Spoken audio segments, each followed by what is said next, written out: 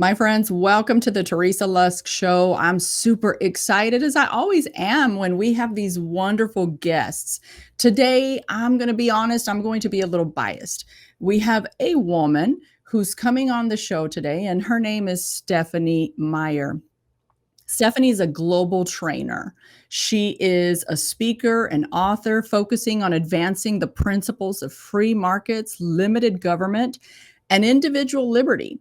And so this woman is going to talk to us through a global perspective of what it means to go out there and train and deal with people when it comes to the political world and give us some new insights about freedom. How about just freedom? We're in America. We're seeing a lot of things going on in our time right now. And this is the perfect time to have this wonderful guest on with me. So help me welcome Stephanie Maier. Stephanie, welcome to the program. Hi, thank you, Teresa. It's wonderful to be with you today. You know, Stephanie, we met at a campaign school and I just thought it was wonderful. I got your number and contact information and I looked into your background and thought, my goodness, this woman has a lot to teach us, a lot to say. And one of the goals for Teresa Lusk Show is that we would educate and inspire our guests. Now, I was looking at your background. You have a bachelor's in journalism and a master's in diplomacy and international conflict management. And then you started on your doctorate with public policy with focus on terrorism, mediation, and peacekeeping. Can I tell you, I was just so elated to hear this. I was like, oh my gosh, this woman has like a background that I just think is absolutely amazing. So I would love for you to tell our viewers a little bit about what you do, because you have a lot to share today, especially considering the global perspective of things. Yeah, I would love to. So I've been what most people would refer to as a grassroots organizer for 25 years across 14 countries. I started out in Florida politics, just like a lot of people might, working for state party and kind of doing this football team mentality politics where you're just focused on my side is better than your side. Um, and I was part of this crazy recount in Florida and the ballot inspection with the hanging chads and the dangling chads. And if you weren't there, trust me, it was crazy. So that gave me an opportunity to go to Cambodia and train women who were running for parliament there. And that was just a transformational experience for me. And it gave me such an appreciation for, quite frankly, for our founding documents and for the inalienable rights that we've enjoyed in our life, for the fact that I'm an educated woman, able to travel the globe and have a career. So I was really moved by that, and I wanted to do that for the rest of my life. And for most of my career, I did. I worked overseas as a consultant for international and national NGOs funded by the State Department, just really meeting all kinds of people in different cultures. And I've done that across the United States. I still do that today. Most of my work has been to secular audiences focused on just civic participation and how to be successful in that, whether you're a voter or a candidate or working for a campaign or an issue. But in the last few years, it's just really been heavy on my heart to talk about these things and utilize my training experience through the lens of my faith, my Christianity, and really focus not solely on Christians, but I am focusing a lot on Christians to try and persuade and engage them, and ignite the fire in their soul that says we're the stewards of our foundational principles and our inalienable rights, and we need to stand up and participate. We can't just pray in the church pews like God is Santa Claus and then hope it all gets better. So we have an obligation and a duty as Christians to engage in the world as we know it based on the principles that we believe in. So I do both. I do secular training, grassroots training, and I also engage through my books and speeches and trainings to Christian audiences. So I think it's very interesting because I want to go back to the parliamentary campaign training in Cambodia. That was one of the things that really grabbed my heart when I met you and then I started researching you. Um, excuse me. First of all, what an honor. what an honor to get to participate in that type of activity. Can you tell us a little bit about that? Because I think this is important. I think one of the things that I told you while we were in conversation was that as Americans, we have a very limited view of things. And I know that because I'm a Latina woman, and there's a cultural aspect that really does play a part in how we decide things and what we do. Can you tell us a little bit about that experience? And it was mostly with women. Can you tell us about that? Yes. So that was an experience which, as I said, it was one of my first entrees into working overseas. It wasn't the very first one. I had done some short term trainings in Haiti, kind of 2 days here and there. But this was my first really living somewhere overseas and experiencing the entire culture and how they work and how they think, and it was transformational because it's one of those experiences that you get far more out of than you can ever possibly impart, which is very humbling if you have the eyes to see that.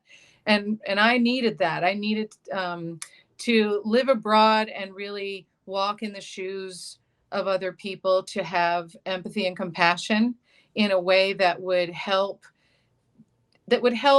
ground the passion that I had to help people create change. There's bravado, but if you have only bravado, people don't hear you. If you're too sheepish and you're fearful, people don't hear you. It's a fine balance that you have to Mm, strike between having confidence that you're on the side of right and that your arguments are grounded in principle, that's but right. you also have to have the humility to see people as human beings Mm, and meet them where they are. So that's been something that's, I think you're never finished developing and growing in that way. yeah. But Cambodia was really the first time that I started to realize I needed to reach into my heart and find some humility and appreciate the life that I have. So it's very interesting. There were women in that training who were members of the royal family, Mm, uh, current senators, women who were already elected to parliament, because Cambodia has a quota. I was there in 2003, and they had a quota then. And then there were women in the room in the same training who didn't even realize that they were on the ballot because of the quota. Their husbands had put them on the oh, ballot, and they wow. lived in small villages. And so they were representing their village, and they didn't even really understand what they were doing there in the capital in Phnom Penh in this training. Mm, So I learned a lot too that day about how to teach to people of different levels and experiences in the same room, and also how to understand. I think this is something that your audience should take away as well. And whatever it is they're doing, use the right messenger. So when I was standing there in Cambodia, yes, I'm a woman, but I'm a Western woman. And so, yes, I have skills that I need to impart to them that are universal in terms of how to have campaigns and free elections. But I wasn't the right messenger. So I utilized the women who were part of the royal family in the room, and I utilized the experience of seated senators in the room to be the role model. So you also have to realize that mm, sometimes we try to lecture people because we know we're right, but yeah. we might not be the right messenger. So that's just a little tip Yeah. That's that no, I've I learned. think that's beautiful. I think it's beautifully said. I had the privilege of going to Zambia in Africa, and I remember dealing with a television network owner, and he said to me, "Thank you for not treating us the way that a lot of Americans come in and treat us, because they don't see you as a person. They come in with what you're saying, the lecturing part of, I'm the expert because I come from this well-to-do nation, blah blah blah. But for me, that's part of humility. I want to know about you, your culture. And I know we're talking about how the faith and all of this works. So what are some things, is there some kind of parallel between what you learned in Cambodia? I love that you got to deal with the women. I have a heart for women. I love that women are rising up to the political world, especially conservative Christian women. But what is there some kind of parallel, something that you can show us? Well, this that happened in Cambodia, I learned, and now this has been very effective in America, including how do you speak to somebody? Because Stephanie, as I get to do this a little bit longer, I'm learning that politics are very, very, very cutthroat, right? So, and there's a way to at least there's a way that I will choose to manage. But what can we learn from that? There's a lot to unpack in that question, right? Because on the one hand, if you examine the history of the women's movement in the United States, which really started coming into its own in the 60s, and that was also not coincidentally during Saul Alinsky's time, who, if you know who he is, he wrote Rules for Radicals, and he was very interested in how to engage grassroots or the general public to tip the balance of power Mm. in power structures. He wasn't concerned with what the morals or values or principles were of either side. He just liked to tip balances of power. And so this was happening in the 60s. There was a lot of there were riots, there was race, right? So women came into their independence out of the 50s and started coming into their own, typical of most movements where you have to sort of overshoot the mark to make your point, and maybe exaggerate or go beyond the limits of what change you're really wanting in order to really achieve lasting change. And that's fine. But what I've found is interesting, when my mother, it's only a generation ago, she's still alive. My mother went to college and she went for fashion design, but really, even in her day, the only respectable careers if you went to college was, number one, you were there to get a husband, and number two, you could be a nurse or a teacher. And anything other than that was either because you had to be a secretary for someone because you're a widow, or why would you be pursuing a career? No one would take you seriously anyway, because your main purpose in life is to be a wife and a mother. So in one generation, my mother, who, yes, she was able to go to college and she did find a career and became a wonderful nurse and worked in hospice in my lifetime, and served as a great role model for me. But look at how much different in one generation. I've been able to travel all over the world as a single woman. I've taught, as you and I talked about earlier, I've taught Muslim men in trainings, men who don't even believe women should be educated, but they were in my class.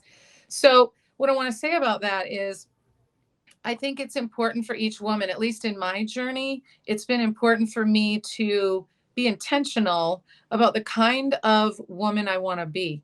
And what I mean by that is, as you explore and test your limits in what you can do, it's easy, at least it was for me, to become more masculine. Mm.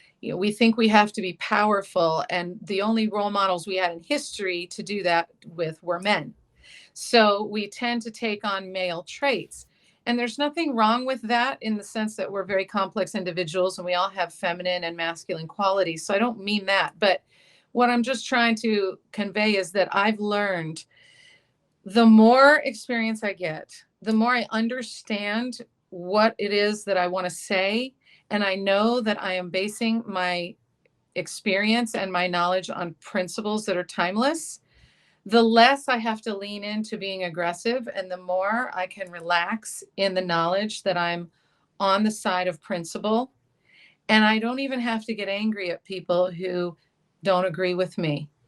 And there is something very empowering about that. It's almost like less is more. Yes, that's so good. That's so, so good. I think you're really making a point here with the women, uh, because, and this is not just about women. So our viewers who are watching, it's just that she got to work with women. This is a big, big deal that you get to work with women who are running for a governmental position in another nation. That really is a big deal. So we have to shine the light on that. But I love what you're saying about how women, they do become very masculine. I've seen it, and I'm not trying to cast stones here, but the truth is I see it a whole lot on the left. I'm not even just saying that. There's just like, it's almost like that's the culture of, let's, just look like men and be, and that's good. That's a good reminder for conservative women to be careful, because it's not only them. Clearly a conservative woman can do the same thing. You mentioned something which I thought was interesting, about how you actually trained men who didn't even believe in women's rights. How did that happen, and how did you reconcile that with your convictions, etc.? Well, coming up in my political career, I've had to work for candidates for example, or advance the policies that I may or may not entirely agree with. But for example, in the Republican Party, yes, I agree in basic principles, but are there sometimes people who rise up who I have to support, and I don't really agree with everything that happens. So I think I had a little bit of a primer on that. But when I had the opportunity to go to Afghanistan, I did find it really intriguing that they hired me as a consultant for this particular training project, because I thought, well, they could hire anybody. Why not just hire a man? Mhm. Men can grow a beard. Frequently, expat men do. They're part of the culture there. They fit in. It's much easier for them, at least presumably so. That's what I thought. So I was very curious to accept that. I didn't know how that project would go, but I was dying to find out. So when I went over there, I was actually contracted with two different organizations who were partnering, the Asia Foundation and Sayara Media.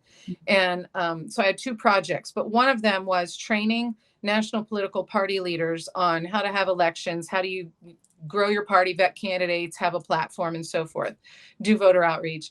And so these were men, and they were basically, they were warlords or former warlords, or they were in that world, right? I'll be as diplomatic as I can to say they were certainly in a conflict and post-conflict culture. Mhm. And that culture is chief oriented.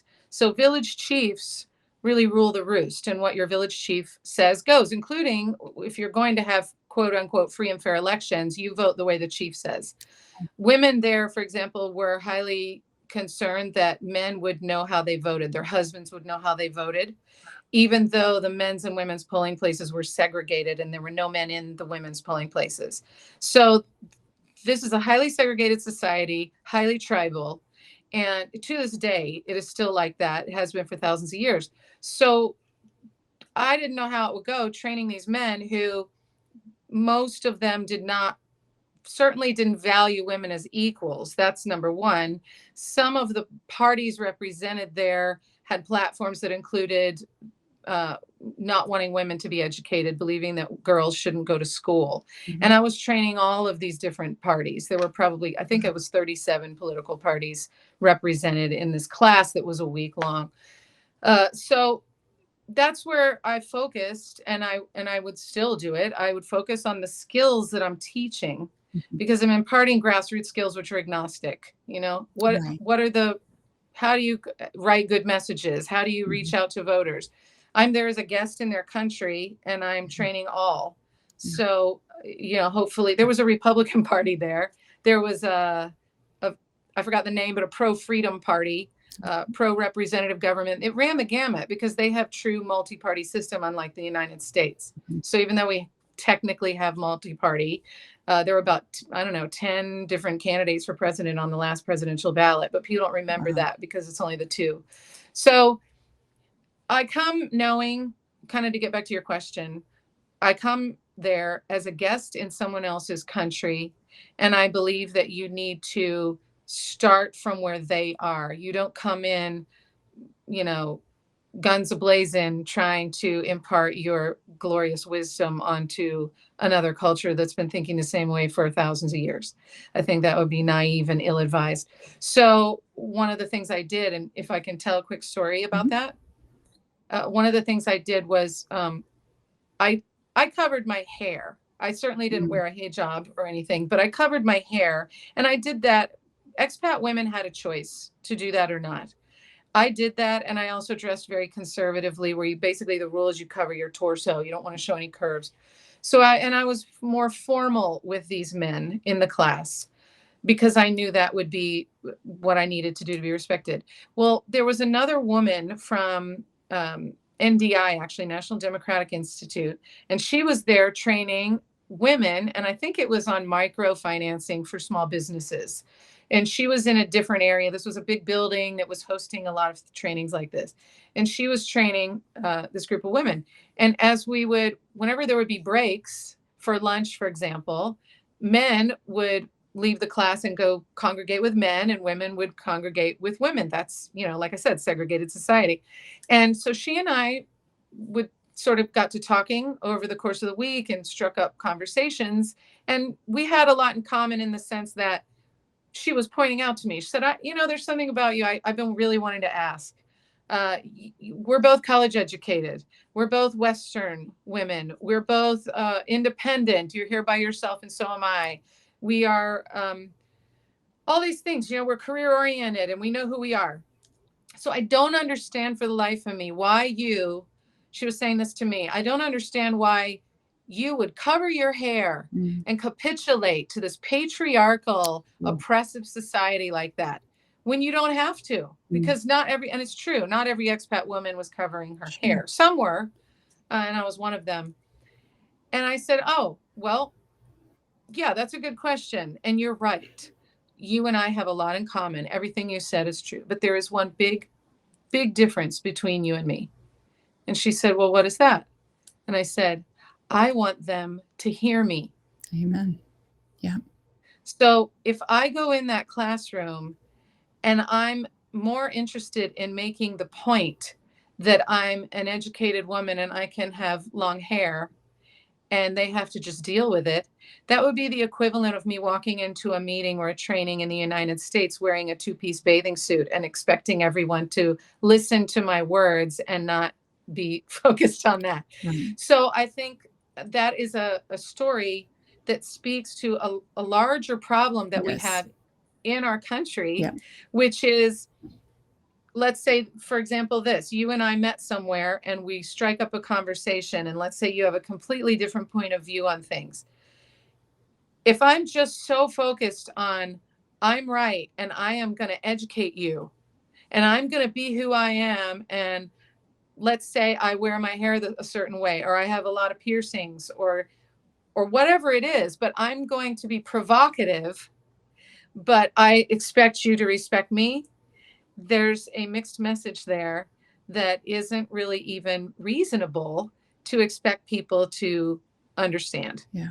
So I think we have a long way to go on messaging as a culture, I would say, Yeah. regardless of which side of the aisle you're on. Absolutely, absolutely. Well, I mean, this is wonderful. I think it really does point to some very real things we're dealing with. I mean, this really points back to even culture here and what we're dealing with here in America. I mean, I think there's so many of those things really point back to that.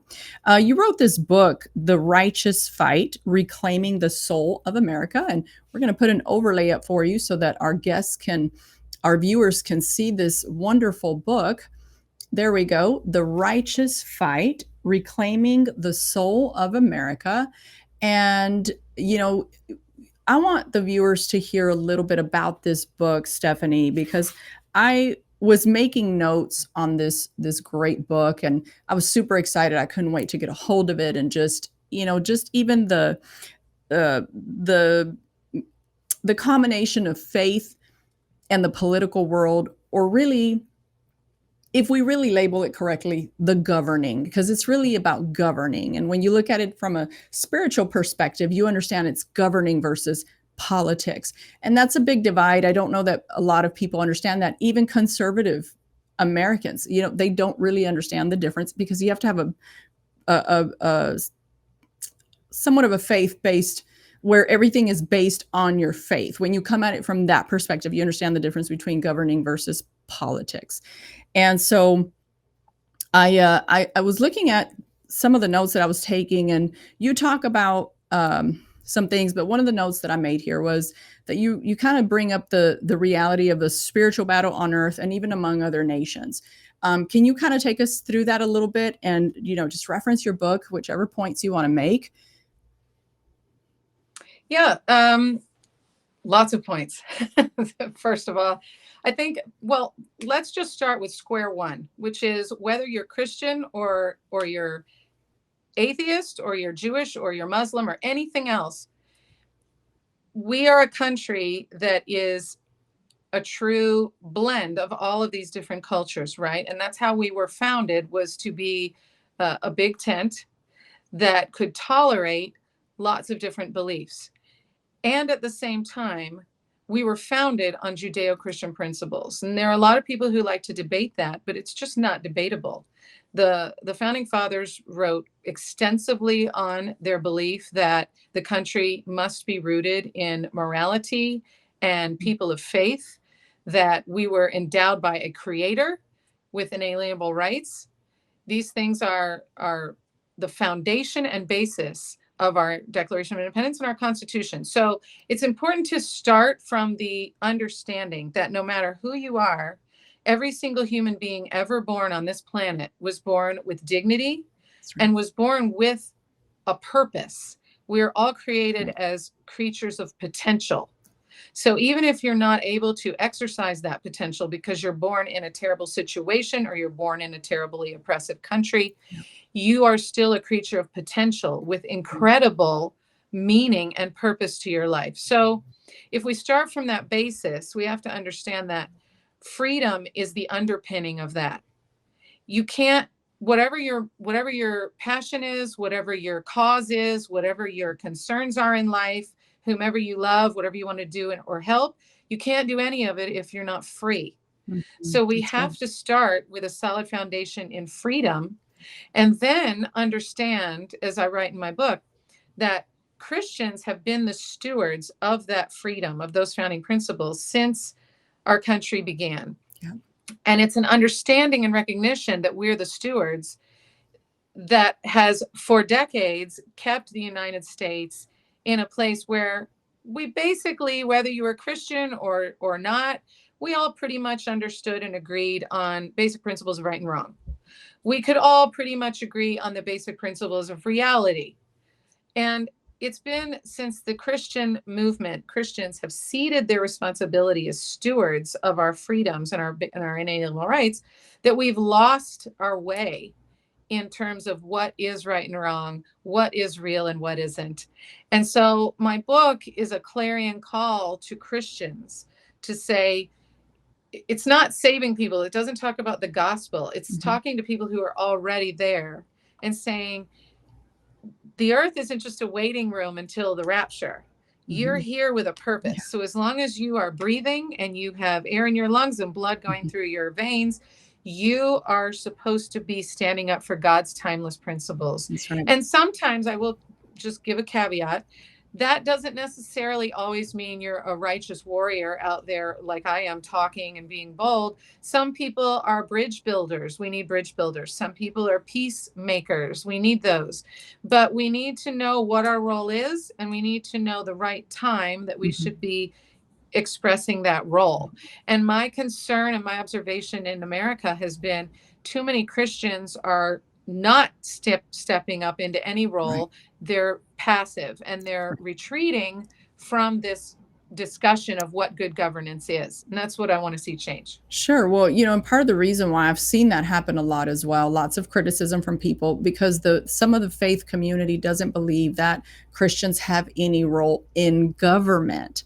But actually we do. It's a great responsibility. You're referencing it. You're talking about it. We are supposed to be doing this. You actually even quoted I believe it was it Dutch Sheets, I believe that you quoted, and I thought that was very interesting because he is very much about faith and the governance of America through a believers.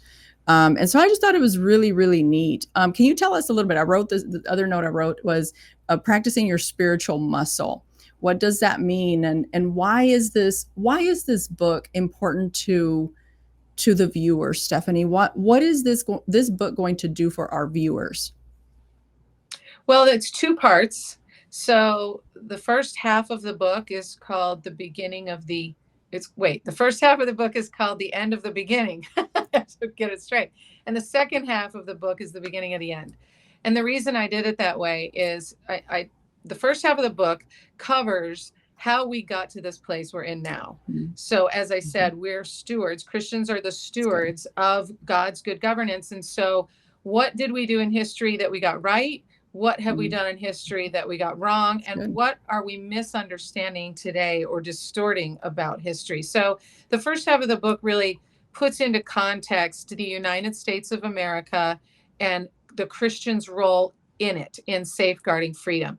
The second half of the book I actually did to cover some grassroots skills, also rooted in prayer. And I talk about prayer in That's there good. because it sounds, I don't want to sound too crass to say there's a right way and a wrong way to pray, but there are certainly more intentional and purposeful ways to pray. Sure. And there are more childlike ways to pray. And Sure. depending on our circumstances and what we're doing, we may, hey, if we're in a car crash and it's very scary, that's the childlike, God help me, please save me, right? We're just Mhm. asking God the Father for help. There, and that's okay. But there are other times where we need to be really intentional in channeling a bridge between the spiritual realm and the physical realm, because at every instance in the Bible, God works through us. That's right. When Jesus, for example, changed the loaves, made 5,000 loaves, right? He fed 5,000 people from a boy's 2 loaves of bread.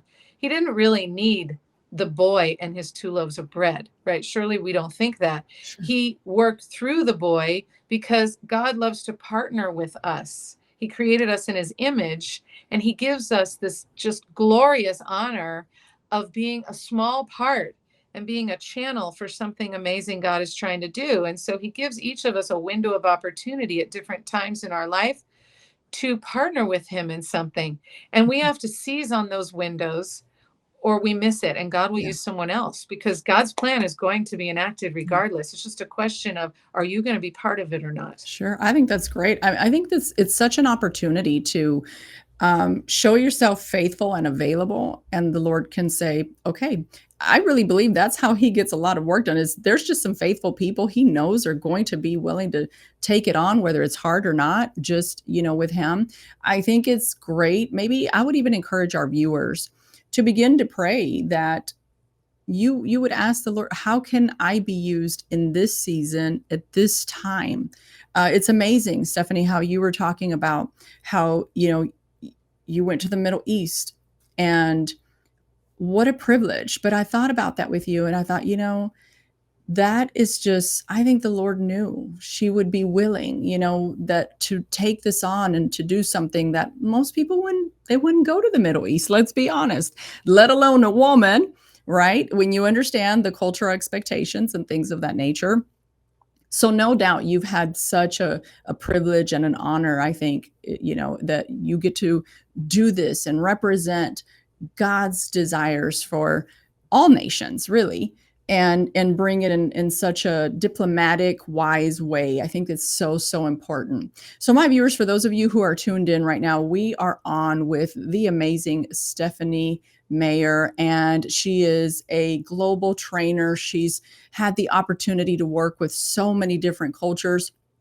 And she's written a book, The Righteous Fight. I want you to see that. We're going to throw up the overlay here so you guys can go out and get this book. Where can they find this book? Yes. So the quickest way is to go to my website, stephaniemaier.com, Maier. So stephaniemaier.com.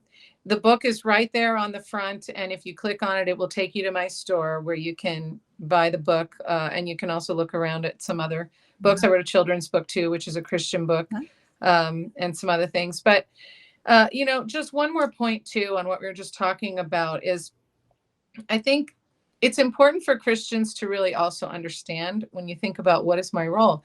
Jesus was the first and original grassroots organizer. Mm-hmm. And we don't talk about that very much, but Jesus created a global ministry using grassroots.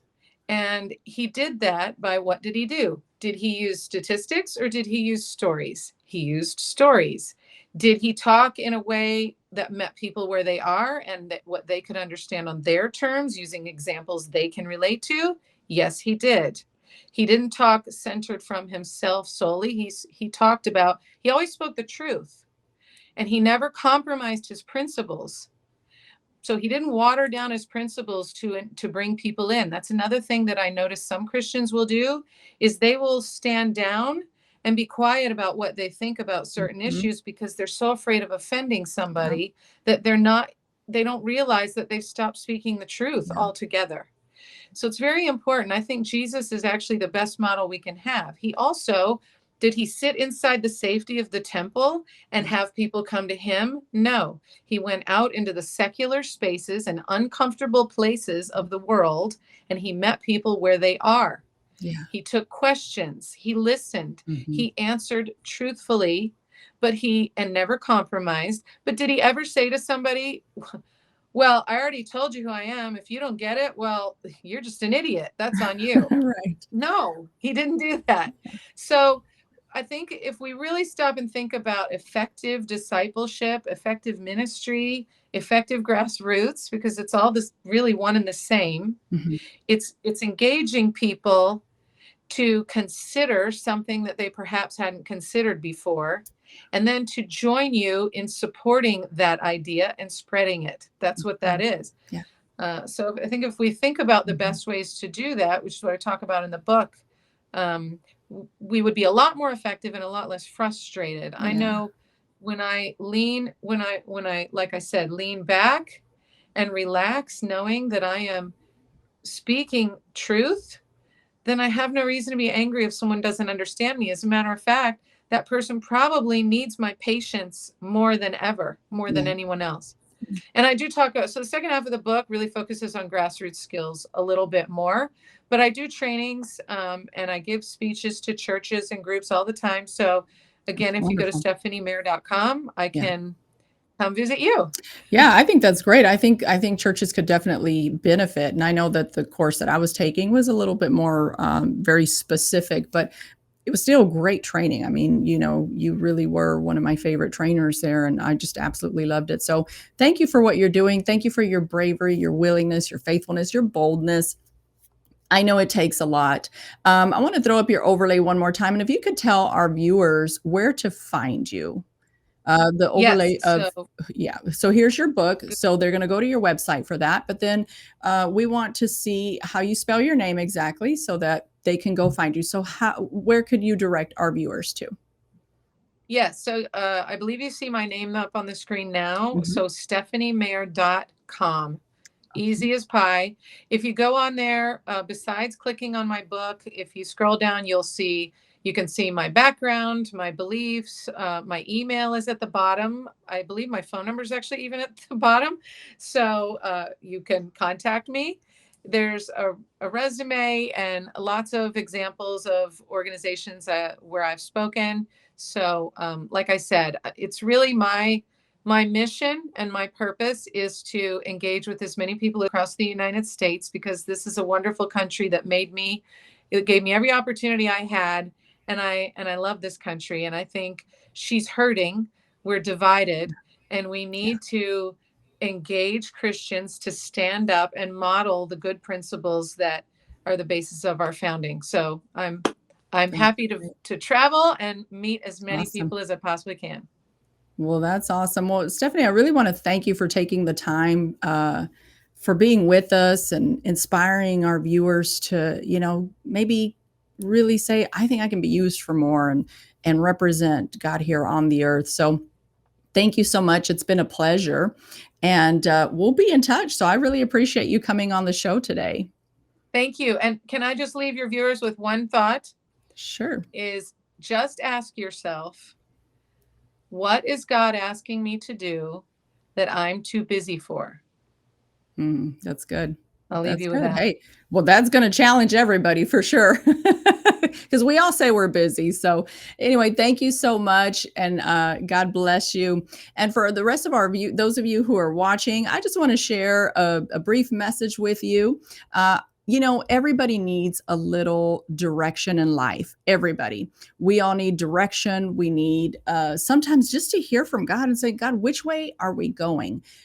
I'm going to present to you an opportunity to reach out to us through ExecuCoach. And that's where I offer you an opportunity to get coaching prophetically, meaning we seek God's voice for your life, your direction, whether it's for a business, a ministry, issues of life. So feel free to reach out to us, producer at teresaluskshow.com, or you can message us 214-552-6470. But we really look forward to just encouraging you, ministering to you. And also, we do have events that for coaching specifically. You can go to our website, teresaluskshow.com, to get all the information you need. Well, my friends, I just want to say thank you so much. Once again, thank you, Stephanie, and may God richly bless you. Thank you.